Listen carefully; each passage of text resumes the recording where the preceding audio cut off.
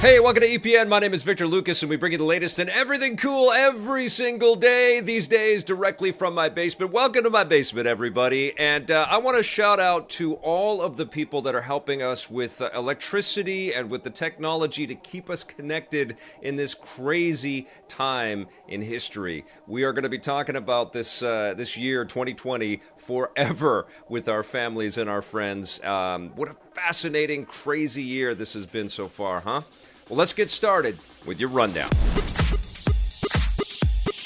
Move over, Kratos, because another big game franchise is jumping into Norse mythology. Ubisoft has announced Assassin's Creed Valhalla, the next game in the historical action series. It will take place during the Viking Age, an era that fans have long wanted to explore, given that its bloody violence, epic locations, and larger-than-life historical figures seem like they'd fit well into the franchise. Ubisoft announced the game in a unique way. Earlier today, they hosted a live stream with famed digital artist Boss Logic, who slowly painted a piece of artwork based on the game. The first footage from the game itself will be released tomorrow. Yeah, super psyched about this whole thing heading into the Viking era. It makes tons of sense. And not only does it have all of the, the violence and the sort of massive kind of scale of action and adventure that we love in Assassin's Creed games, but it also has that awesome Norse mythology. And as we all know, the Assassin's Creed games dip into the supernatural as much as the metaphysical and the astronomical.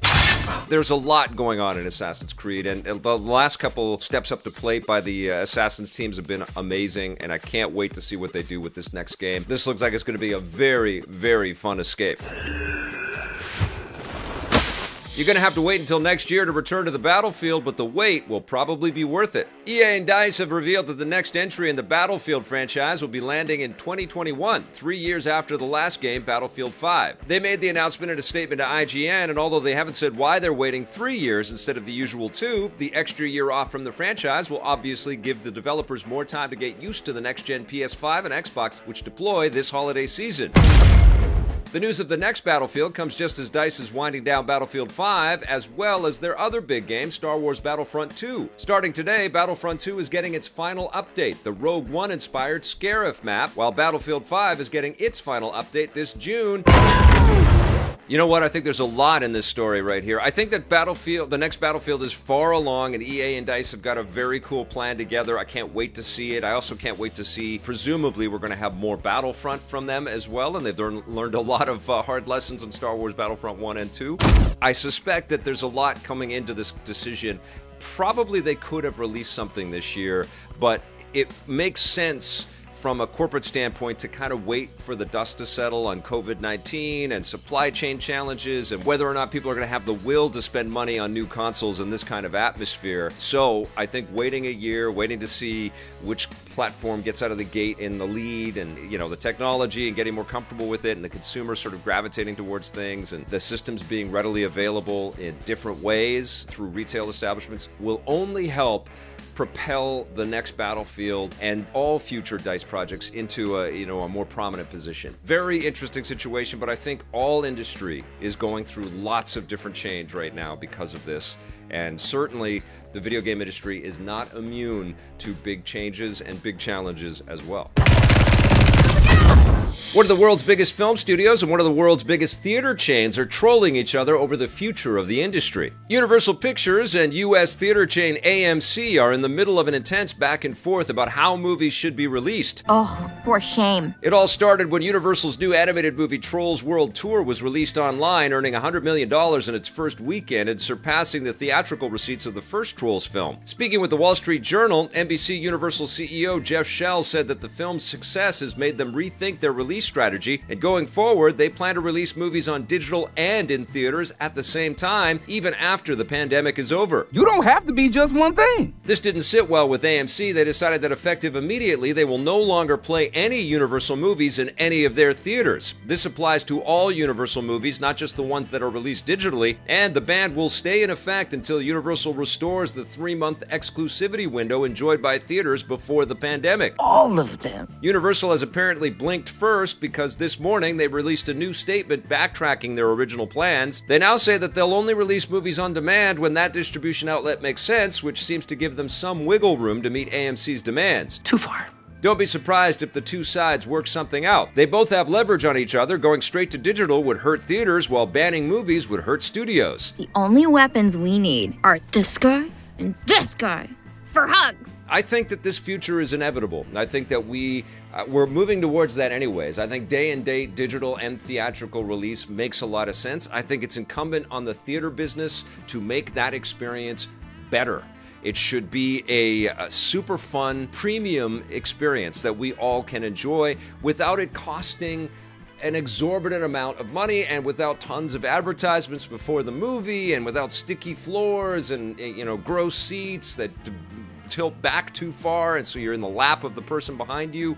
We all have complaints about theaters. There should just be a lot more sophistication about all of this stuff. It should feel like a real night out, so that if you end up spending $50 or $100 to bring a bunch of people out for a night, you have a wonderful story to tell after that's not just about the movie that you saw. It's not the product so much as the experience. That's what theaters are about.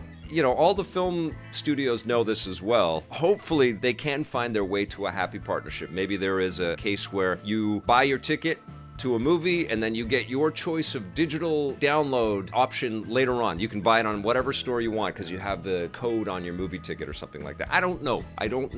But I do know that central to this argument, and I see this in comments every time I talk about it, is that theaters need to be more enjoyable to go into. Cool. Now, theaters aren't the only part of the film industry that wants to go back to the way things were. The Oscars are changing their rules for this year and this year only. The Academy of Motion Picture Arts and Sciences has announced that 2020 movies will be eligible for nominations if they've skipped theaters and gone straight to digital, but starting next year, things will be back to normal. The Oscars typically demand that a film be played exclusively in theaters for at least a few weeks before it can be eligible for a nomination, but the pandemic has obviously complicated matters, and there's no telling how long theaters will remain closed. The Oscars as well need to get with the times, when you've got huge companies like Netflix and Amazon and Apple and Universal's going to have their own streaming stuff, and CBS all that. There's a lot of these streaming services, and their quality is just going to keep getting better and better and better and be more attractive for the top talent that would make killer movies. And we saw that with The Irishman last year. That was an incredible movie, and it wouldn't have been made unless Netflix stepped up and made that. And we're going to see that maybe with the next one from Scorsese as well. The idea that we can only enjoy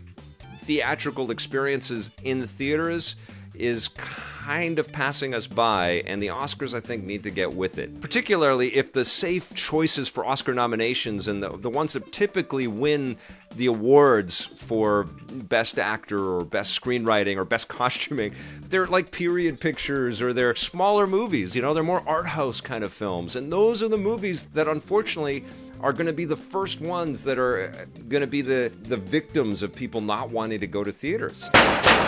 And speaking of Hollywood, it isn't wasting any time dramatizing the COVID-19 pandemic. Netflix has already begun developing an anthology series titled Social Distancing, which will focus on the pandemic and how isolation has affected people. It's being produced by Orange is the New Black creator Jenji Kohan, who says that they want to explore how people can find connections even while living apart. The thing that makes the show unique is that it will be produced entirely within social isolation, so they don't have to wait until the pandemic is over to actually begin filming. It won't just be everyday people in front of a webcam either. They're using professional actors working from pre-written scripts only by themselves in their own homes, with the production crew directing them remotely. No release date has been revealed. Trust me, this is a good thing. I think that this is, certainly leaping on something that's very current and very palpable for all of us out there, but it also makes a lot of sense. I think a lot of art is going to come out of social isolation. I think there's certainly an element here of creators going a little bit stir-crazy and wanting that interaction. And I watch a lot of interviews online right now of different people that are